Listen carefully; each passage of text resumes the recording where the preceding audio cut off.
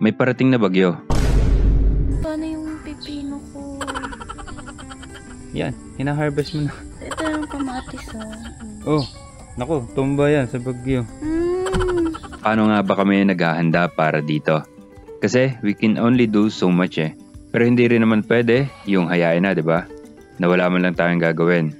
Kaya kapag may ganito, we prepare as much as we can. Para wala naman pang hinayang after na dapat ginawa namin to, dapat ginawa namin yan. Simula na nag-farm ako, palagi na ako vigilant sa mga updates sa Pag-asa. And once may pumasok na bagyo sa Philippine Area of Responsibility, lagi ako nakaabang sa mga updates kung saan ang path nito.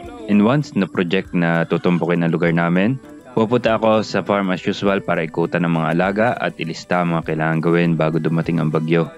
Obviously, a day before ito tumama, ay kailangan na mag-prepare at high likely may pasok pa ako sa opisina.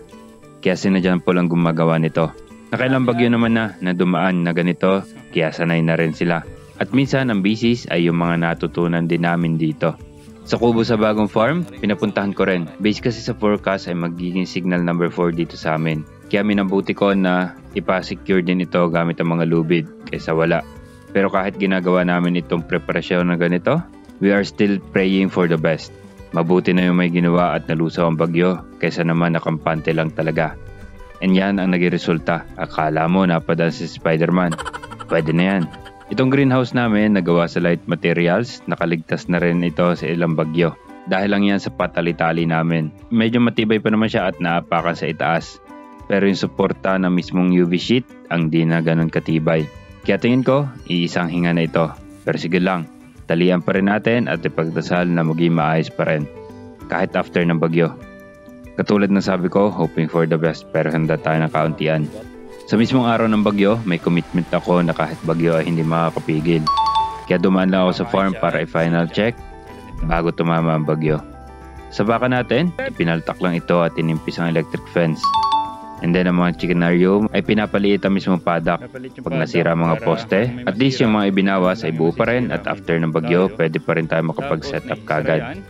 At ang mismong chickenarium, naiisara ito ng all sides. Pero habang wala pa ang bagyo, pwede pa rin lumabas, pasok ang mga manok sa ilalim dahil may space yan. Yung organes natin, inilayo namin sa puno ng nyog at itiniklop ang trapal. Para din naman siya lumipad na walang kalaban-laban. Ang mga native pigs naman, kailangan lang patayin ng energizer at ang mga kambing ay huwag palabasin at kumpayan. Kinabukasan, pagpunta ko sa farm, thankfully, all is well.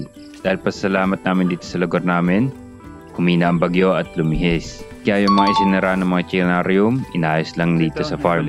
At lahat ng mga alagang hayop namin, in-enjoy ang maliwalas na panahon pagkatapos ng bagyo. Akala ko talaga tutumbok na ang bagyo dahil 5 AM sa forecast. Same forecast. Nung nag-update sa sunod, humina at lumihis. Then sa sunod na update ulit, mas humina pa lalo at mas lumihis siya. Akala namin hindi na talaga siya mararamdaman sa lugar kasi kahit ulan ay wala. Pero around 3:30 PM, nagkaroon ng episode na sobrang lakas ng hangin at ulan, as in bagyo level. Pero for around 30 minutes din lang, and yun na. Walang panghinayang sa preparation na ginawa. Ang meron lang ay pasalamat na walang napinsala sa farm at walang nalaga sa mga alaga. Pag may farm ka, kaagapay mo sa Mother Nature. Pero minsan, kalaban din natin. Kaya dapat handa ka. Yun lang. Peace.